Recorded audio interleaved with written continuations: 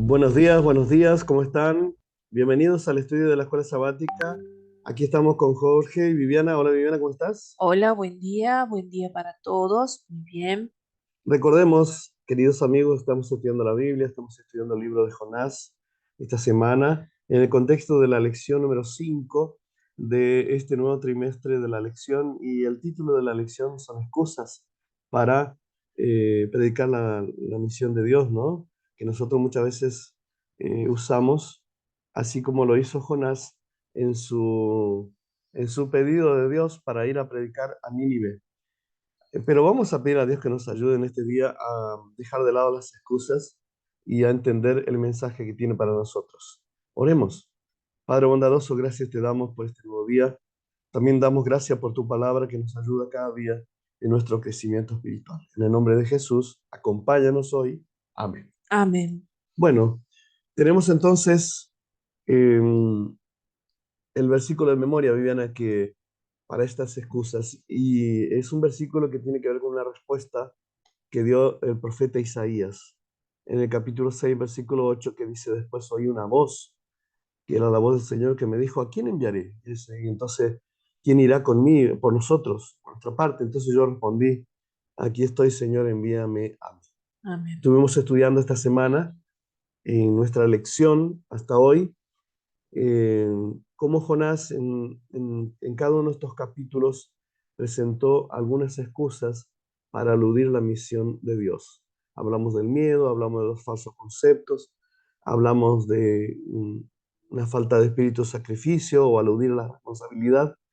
Y hoy nos toca trabajar con el capítulo 4, Viviana. ¿Qué tenemos para hoy? El título del día de hoy es una nueva excusa, ¿no? Una excusa diferente. Confrontaciones incómodas. Eh, Empieza con un versículo, ¿no? Del libro de Jonás 4, que dice así: Señor, ¿no es esto lo que pensé cuando estaba aún en mi tierra? Por eso quise huir a Tarsis, porque sabía que tú eres clemente y piadoso, tardo para enojarte, abundante en amor, que desistes del mal. Qué hermosa oración la de Jonás, ¿no? Vamos a leer el capítulo entonces 4 de Jonás y vamos a responder qué le pasaba a este hombre. Vamos a tratar de comprender un poquito más a Jonás. El capítulo 4 comienza diciendo que Jonás se disgustó en extremo y se enojó e hizo esta oración, ¿no?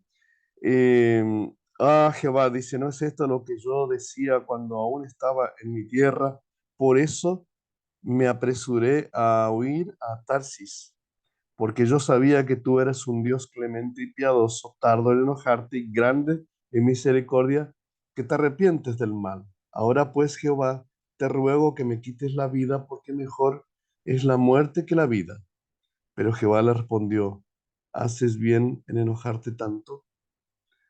¿Hasta cuál versículo tenemos que leer? Seguir todo el capítulo. Jonás dice: salió de la ciudad y acampó al oriente de aquella ciudad, y allí se hizo una enramada y se sentó a la sombra para ver qué sucedía en la ciudad. Entonces Jehová Dios dispuso que una calabacera, una planta de calabaza, creciera sobre Jonás para que su sombra le cubriese la cabeza y lo librara del malestar. Entonces Jonás se alegró mucho por la calabacera, pero al amanecer del día siguiente, Dios dispuso también un gusano que dañara la calabacera, y ésta se secó automáticamente. Y aconteció que al salir el sol, envió Dios un fuerte viento del este. El sol hirió a Jonás en la cabeza y sintió que se desmayaba. Entonces, deseando la muerte, decía: mejor sería para mí la muerte que la vida. Pero Dios le dijo a Jonás: tanto te enojas por la calabacera, mucho me enojo, dice, hasta la muerte, respondió. Entonces Jehová dijo a Jonás: tú tienes lástima de una calabacera en la que no trabajaste, ni a la cual has hecho crecer, que en espacio de una noche nació y en espacio de otra noche pereció. ¿Y acaso no tendré yo piedad de Nínive, aquella gran ciudad, donde hay más de 120.000 personas que no saben discernir entre su mano derecha y su mano izquierda, y muchos animales? Termina así el libro de Jonás con estas preguntas interesantes que le hace Dios a Jonás. Jonás sentía un odio tan profundo por el pueblo al que Dios le había enviado que pensó que era mejor morir que quedar mal cuando se revelara el fracaso de su predicación catastrófica contra Nínive. Jonás quería que Nínive fuera la próxima Sodoma y Gomorra. Esperaba el juicio de Dios sobre este pueblo odiado. Cuando esto no ocurrió, su cosmovisión se sacudió hasta la médula, y Jonás prefirió morir antes que permitir que su mundo se diera vuelta. Por segunda vez en la historia de Jonás, Dios lo confronta, no con un sermón ni con un dicho, sino con una experiencia. Las cosmovisiones no se fabrican por encargo, tampoco porque oigamos algo nuevo o diferente. Las cosmovisiones suelen conformarse y cambiar en función de las experiencias vividas y de cómo se interpretan o explican. La nueva experiencia que Dios le dio tenía la intención de ayudar a Jonás a reconocer su propia visión distorsionada del mundo. Milagrosamente, Dios hizo crecer una planta en un día para que le ofreciera sombra suficiente y así proteger a Jonás del sol abrasador. Jonás estaba agradecido, no a Dios, quien había obrado un milagro, sino por la planta. En lugar de verlo como un milagro inmerecido, lo consideró una bendición apropiada y merecida como consecuencia de sus buenas obras. Pero la planta murió. Fue una desgracia que hizo que Jonás se enfadara y se sintiera inseguro de su propia valía, y sus pensamientos se volvieron suicidas. A la experiencia le sigue la suave corrección de Dios, quien ayuda a Jonás a ver lo insensato que era de su parte valorar más una planta que los muchos miles de hombres, mujeres y niños de Nínive, así como sus animales. La historia no termina con el arrepentimiento de Jonás. La historia con final abierto gira en nuestra dirección. ¿Qué haremos respecto de la preocupación de Dios por los malvados, por los violentos, por aquellos que no han sido alcanzados alrededor del mundo? Qué diferente es la visión de Jonás con la visión que tiene Dios. Qué falta tan distorsionada, ¿no? Qué distorsión que tiene del carácter de Dios.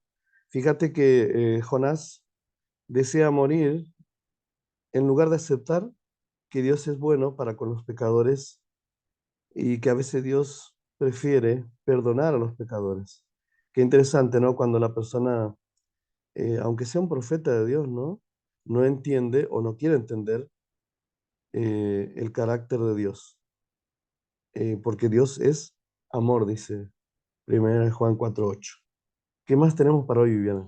En el Reavivados por su palabra tenemos el capítulo 29 del libro de Proverbios. Sigamos estudiando la Biblia allí, profundizando. Entonces, además de repasar en este día el capítulo 4 de Jonás, también allí el libro de Proverbios. Te invito a orar para cerrar la lección de este día. Señor, gracias te damos por estas impresionantes lecciones de relacionamiento entre un ser humano y tú, Señor, que nosotros podemos rescatar del libro de Jonás. Te pedimos que nos ayudes, Señor, a conocerte más cada día, a tener un conocimiento profundo de cuál es tu carácter y cuál es el trato que tú tienes para con los pecadores de este mundo. Y ayúdanos a reconocer que nosotros somos pecadores y que necesitamos también de tus misericordias. Quédate con nosotros en este día, en nuestra jornada, en todo lo que hagamos en el nombre de Jesús. Amén. Amén. Dios te bendiga. Será hasta mañana. Muchas bendiciones en este día. Buena jornada.